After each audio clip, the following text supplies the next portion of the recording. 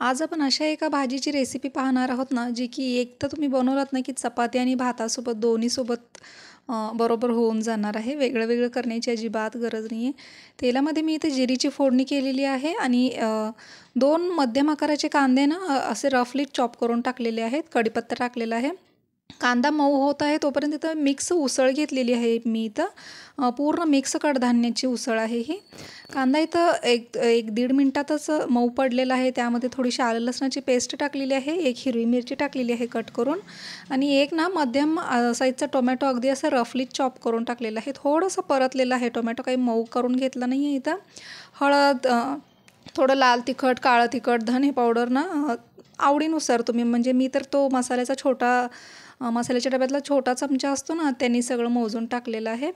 Mix केले ते. त्यानंतर जी उसळ होती ती 2-3 वेळा स्वच्छ पाण्याने धुवून घेऊन याच्यामध्ये टाकलेली आहे.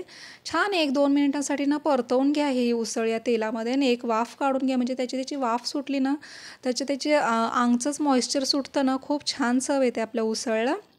छान असं परतवून घेतले मी आणि याच्यामध्ये मी गरम पाणी टाकत आहे आणि त्यानंतर जर का तुम्हाला आवडत असेल तर चिकन मसाला किंवा मटण मसाला तुम्ही याच्यामध्ये टाकू शकता. माझ्या मुलींना आवडतं तर मी टाकते, ते मीठ टाकलेलं आहे आणि फक्त कुकरला ना एकच शिट्टी करून घ्यायची याची. तुम्हाला जर का आवडत नसेल तर तो मसाला तुम्ही पूर्णपणे स्किप करू शकता, काही फरक पडत नाही. ते एका शिट्टीमध्येच पहा अगदी छान आपली उसळ शिजलेली आहे. खूप जास्त ओव्हर कुक देखील होत नाही.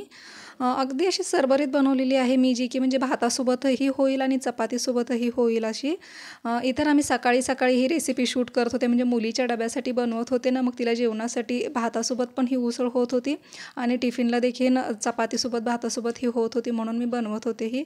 मग म्हटलं ही रेसिपी पण तुमच्यासोबत शेअर करावी म्हणलं. म्हणून मग सकाळी गडबड टिफिन असल्यामुळे ना मला खूप छान असं प्रॉपर प्रेझेंटेशन करता आलेलं नाही आहे इथं. पण नक्कीच तुम्हाला आवडेल ही मी आशा करते.